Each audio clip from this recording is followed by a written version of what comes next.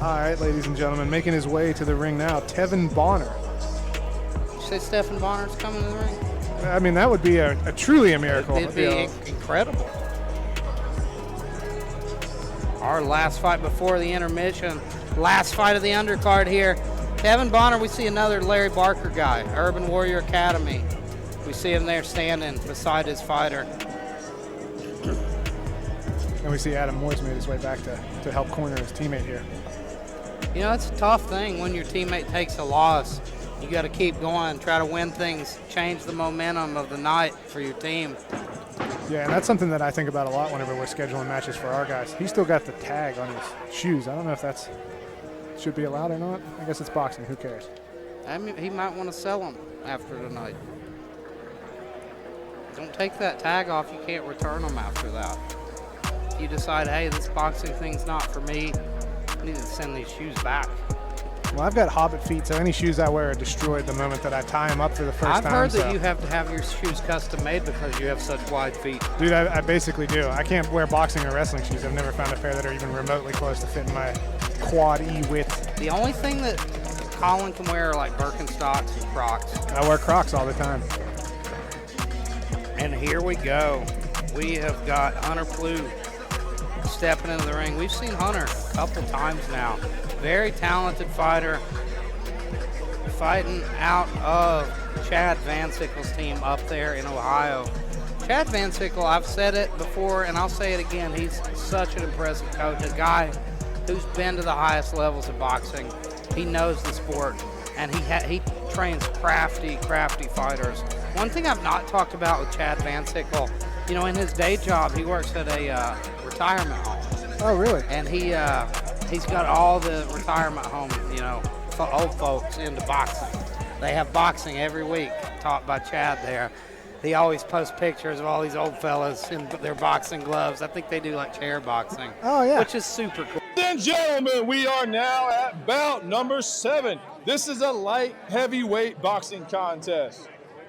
Fighting first, out of the blue corner, from Newark, Ohio, fighting out of the Urban Warrior Academy, Tevin Bonner.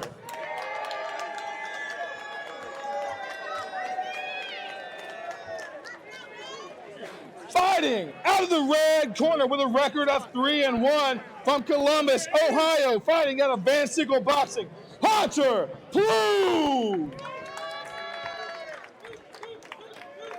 Your referee, Billy Fox. Puts me in the mind of the Dan Severn and Don Fry podcast. I believe he would fit right in with both those guys. I agree.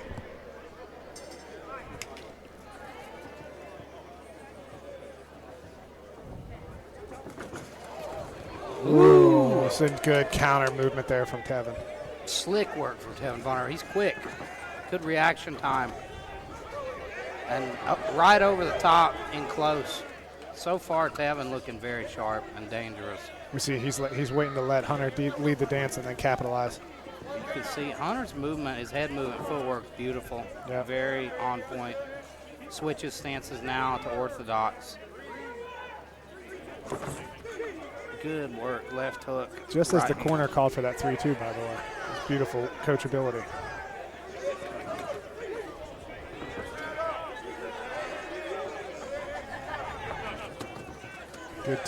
Good 2 and a 3 behind it from Tevin. Now we see Hunter Plew starting to find his timing, though. Starting to get more comfortable, getting used to the explosiveness of Tevin. Hunter Plew looks unfazed by that initial onslaught. Looks like he collected himself. Doing a good job switching stances. One thing I'm always impressed with Team Van Sickle is how crafty and smart their fighters are. We saw that with Jonah Adkins, who we'll see later tonight in the championship. Good jabs from that southpaw stance.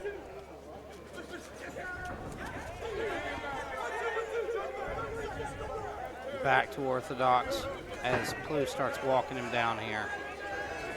Oh, but that's a big jab that landed by Tevin. And a right hand as well. Plew's moving his head well, but he's still eating them. Yeah, Tevin's still able to time that head movement and catch him anyway. Tevin's very long. I think he's catching him into places where Hunter thinks he's out of danger, and he's still getting his head snapped back a bit at the end of these formation. Nice right hook by Tevin. I think Tevin's taken this round, too. He's landed the more significant shots. I agree, especially the classic. Like he owned the beginning and the very end, right, which is usually pretty fresh in the judge's mind. But that was still a close round. I wouldn't be surprised at all if they gave that to Hunter Plew as well.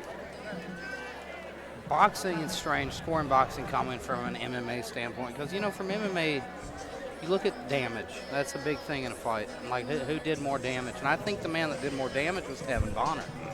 Tevin Bonner landed some big shots in that first round. I agree. I think the biggest punch of that was that right hook that he landed near the end. We saw Plew doing a good job with his footwork and movement, though, to kind of control the pace of that round in the middle after he survived that initial little adjustment to the speed and explosiveness of Tevin. But I don't know if it was enough to net him that round. Be interesting to see if these two fighters fatigue at different rates. We see Hunter Plew using a lot less energy, I would say. Absolutely. It's all explosiveness from Tevin. That's what's kept him in this fight. That's what's given him the success he's had. He's a little unorthodox, but he's super explosive and he's very fast. And he's in the moment, he's adjusting to the head movement of Plew and timing him. I'm impressed with both guys in this fight. We've definitely, in these last two bouts, seen a big step up in technical ability. They are both coming out with a fast pace in this second round. Good punches to the body there by Tevin, but blocks the 1-2 from Hunter Plew. Moves away from that pawing jab of Plew. Misses the right hand. Plew much more methodical. And, that was a nice fadeaway left hook from Plew. And it looks like that tagged him.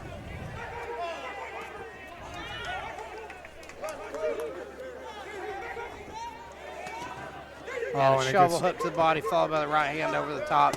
Plew's starting to nice left hook. He's starting to work.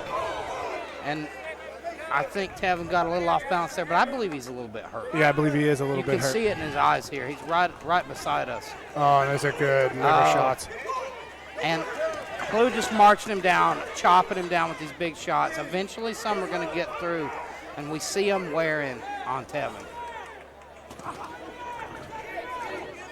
Good head movement there from Plew, getting away from the counter. And we see that Tevin has returned back to the orthodox stance after having come out southpaw at the beginning of this round.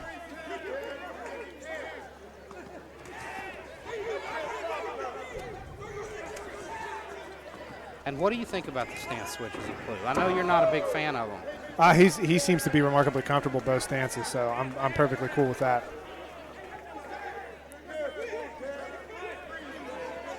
Knocks him off balance, and they both get a moment of respite. But here we are back at it again as they trade jabs. Yeah, and kind of as I thought might happen, we're seeing Tevin seem to fatigue just a little bit faster than Hunter Plew. What's that explosiveness? He's having to work much harder than Plew. Yeah. Plew's not having to work too hard because he's technical. And I think we might be looking at one round apiece here. I think we are. I think that second round in my opinion, again, I'm not scoring the fights, I'm watching the fights, but I think Plew pretty clearly won that second round rather. I think that I would score it 1-1 right now. So that means it's anybody's fight. This third round is going to tell the tale.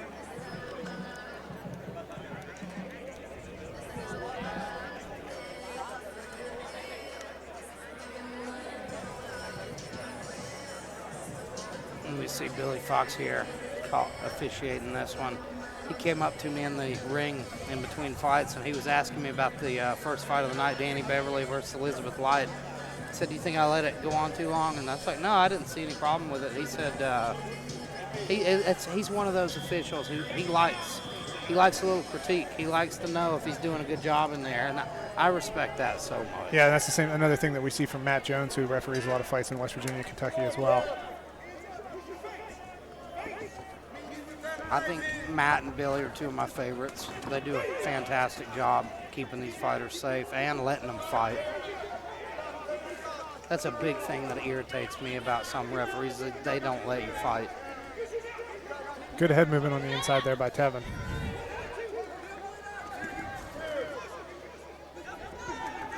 Oh, and he lands a big right hand. Tevin right there. He's coming out looking like he wants to take this round, and he knows he needs it. Both men know they need this round crucially.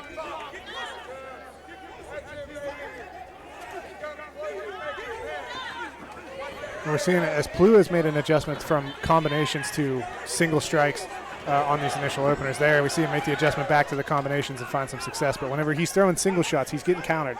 I think Plew really has a lot of success when he gets Tevin on his back foot. There's a nice right uppercut and a right hook over the top. I couldn't quite tell if the uppercut found the mark there. He had so much success in that second round when he got ahead of Tevin and started really getting into that rhythm, putting him on his back foot, making him work defensively. Oh, and there's another right hand. But you see here Tevin pushing forward, and he's having the success. He's making Hunter fight a defensive fight now. And again, it's him landing that long right hand at the end of combinations when Hunter Plew thinks he's safe. Beautiful body work from Hunter Plew. And now he's getting ahead, and he slips away from that right hand return by Tevin. Right hand slips right through the guard there. The left hook. We saw a nice left hook land there on the inside by Tevin as well, though.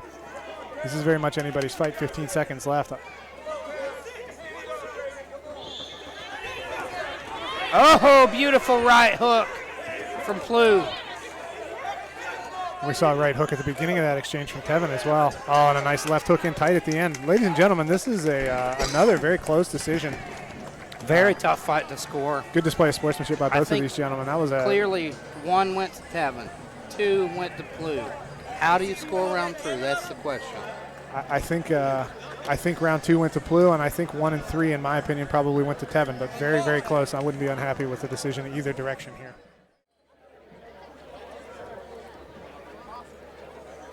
Ladies and gentlemen, after 3 rounds, your judges have rendered a decision.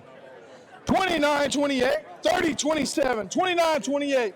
Winner by unanimous decision. Red corner, Hunter Plew.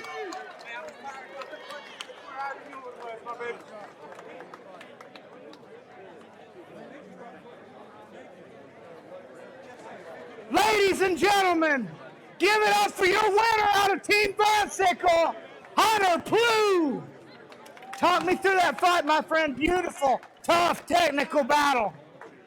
It's kind of hard to think, but honestly, the record doesn't really mean too much.